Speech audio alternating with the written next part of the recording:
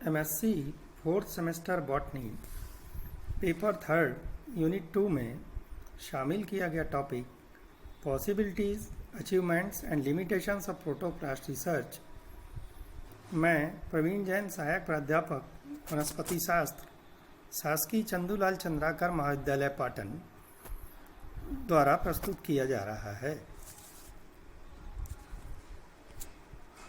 Protoplast से तात्पर्य plant कोशिका, पौधे की कोशिका के उस भाग से है जिसमें सेल वॉल शामिल नहीं है, अर्थात सेल वॉल को निकाल दिया गया हो, अर्थात प्रोटोप्लाज्म एवं प्लाज्मा मेम्ब्रेन मिलाकर जो भाग बनता है उसे प्रोटोप्लास्ट कहा जाता है। सेल वॉल को निकालने हेतु एंजाइमेटिक मेथड अर्थात सेलुलेज, पैक्टिनेज आदि एंजाइम के उपयोग द्वारा अथवा मैकेनिकल प्लाज्मोलाइटिक मेथड द्वारा प्रोटोप्लास्ट को आइसोलेट किया जाता है। प्रोटोप्लास्ट रिसर्च में आइसोलेशन की विधियां सिलेक्शन, हाइब्रिडाइजेशन, हाइब्रिड का चयन, हाइब्रिड कोशिका का व्यवहार, संबंधित संभावनाएं, लिमिटेशंस यानी सीमाएं और उपकरणों का प्रयोग आदि शामिल हैं जो इंडस्ट्रियल डिमांड अथवा एग्रीकल्चर डिमांड हेतु किया जाता है।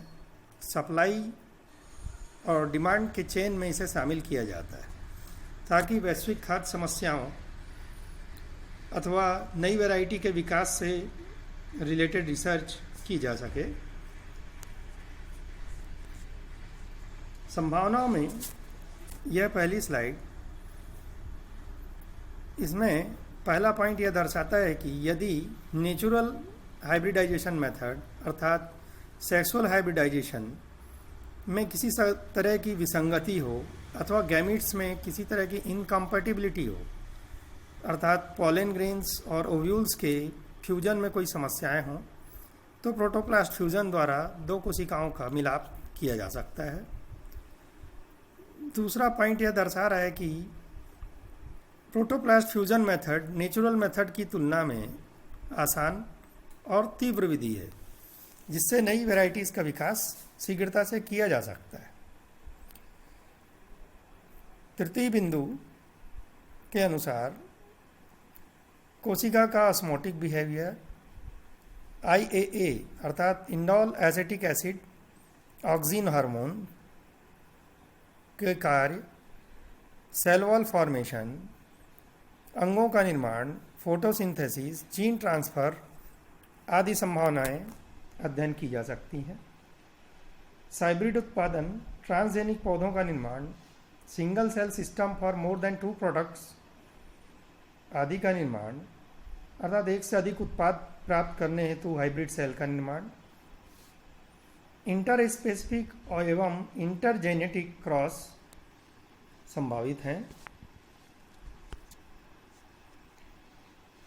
रिएक्टिव ऑक्सीजन स्पीसीज अर्थात रॉस का DNA कंडेंसेशन एवं डीकंडेंसेशन पर प्रभाव, फाइटोक्रोम के हाइब्रिड सेल में विकास, प्रोटियोमिक एवं ट्रांसक्रिप्टोमिक अध्ययनों के लिए प्रोटोप्लास्ट रिसर्च का उपयोग किया जा रहा है। और कुछ उपलब्धियां, तो पहली उपलब्धि के तौर पर अल्कोहल उत्पादन, alcohol industry is the biggest industry, beverages.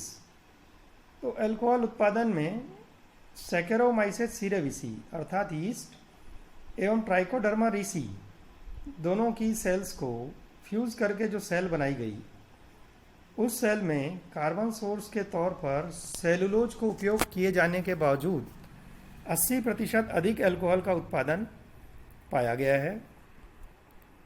द्वितीय उपलब्धि एलिस गिनेंसिस जो पाम की एक प्रजाति है, इंडोनेशिया, बाली, मलेशिया और साउथ इंडिया आदि स्थानों से प्राप्त पाम ऑयल हमारी होटल एवं कैटरिंग इंडस्ट्री में मुख्य योगदान निभाता है। पाम के इस प्रजाति से 32% पाम ऑयल की डिमांड पूरी होती है। यह प्रजाति मैच्योर होने में और फल तथा बीज उत्पादन करने में प्लांटेशन डे से 8 साल या 8 इयर्स में मैच्योर हो पाती है, परंतु प्रोटोप्लास्ट कल्चर मेथड द्वारा इस समयावधि को घटाकर 2 साल में ही उत्पादन प्राप्त किया गया है।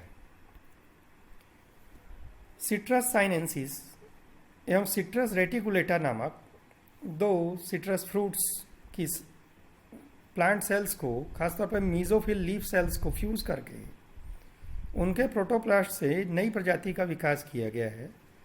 इस प्रजाति में फल के अंदर बीज नहीं होते। बीज रहित फल निर्माण हेतु प्रोटोप्लास्ट रिसर्च काम में आई है।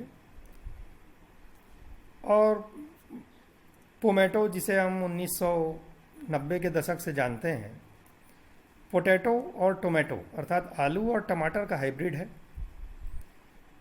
2003 या 4 के आसपास जेट्रोफा कॉर्कस और रिसिनस कम्युनिस अर्थात रतनजोत और अरंडी की कोशिकाओं को फ्यूज कर बायोडीजल उत्पादन बढ़ाया गया है। निकोटियाना अर्थात तंबाकू की विभिन्न प्रजातियों के हाइब्रिड बड़ी और चौड़ी पत्ती निर्माण हेतु या निकोटिन कंटेंट बढ़ाने हेतु या अन्य ड्रग्स के उत्पादन हेतु बनाए गए हैं। इसी तरह से बैगन में भी विभिन्न हाइब्रिड्स प्राप्त किए गए हैं। तो ये कुछ उपलब्धियां प्रोटोप्लास्ट रिसर्च द्वारा प्राप्त हुई। अब हम देखते हैं कि क्या सीमाएं हैं जो इस रिसर्च को आगे बढ़ने से रोकती हैं या उनमें कुछ दिक्कतें आती हैं। तो पहला जो सीमाएं हैं उनमें पहला पॉइंट है, there are less generalised methods for selection, hybridisation and culture.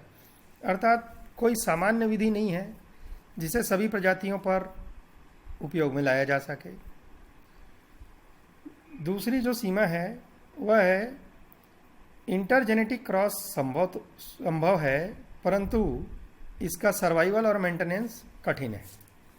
अर्थात इंटरजेनेटिक जो प्रजातियां विकसित की जाती हैं उनकी उत्तरजीविता और प्रबंधन कठिन होता है। साथ ही तृतीय बिंदु में हम देख रहे हैं कि हाइब्रिड उत्पादन में कुछ क्रोमोसोम्स डिलीट हो जाते हैं, एलिमिनेट हो जाते हैं। फ्यूजन का, प्रोटोप्लास्ट फ्यूजन का प्रतिशत कम होता है और सिलेक्शन तथा आइसोलेशन का कोई एक स्टैंडर्ड प्रोटोकॉल नहीं है। यह एक्सप्लांट अर्थात कोशिका किस अंग से ली गई है उस पर निर्भर करता है। प्रायः मीजोफिल सेल्स सबसे उपयुक्त पाई गई हैं, परंतु मेरिस्टेमेटिक सेल्स को आइसोलेट करना, उनका प्रोटोप्लास्ट आइसोलेट करना बहुत कठिन है और संपूर्ण क्रियाविधि कठिन है। Overall process is tedious. Meristematic protoplast and some other cells which do not have vacuoles cannot be isolated। अगर मैकेनिकल आइसोलेशन की विधि को फॉलो किया जाए तो मेरिस्टेमेटिक सेल्स जिनमें वैक्यूल्स नहीं के बराबर होते हैं उनको आइसोलेट करना कठिन है। अब चूंकि सेल वॉल भी उनमें उतनी कठोरता से डेवलप नहीं हो पाती तो एंजाइमेटिक मेथड भी कठिन है, जबकि सबसे तीव्र प्रजनन सामर्थ्य मेरिस्टेमेटिक सेल्स में होती है। तो यह भी बहुत बड़ी कमी है इस रिसर्च के दौरान। प्लाज्मा मेम्ब्रेन कमज़ोर प्रकृति की होती है। ऑस्मोलाइटिक मेथड्स के दौरान यह टूट सकती है और अलग अलग स्पीसीज़ में प्रयोगों द्वारा प्राप्त अनुभव अलग अलग होता है। तो प्रत्येक स्पीसीज़ के लिए अलग प्रकार का अनुभव प्राप्त करना जरूरी है।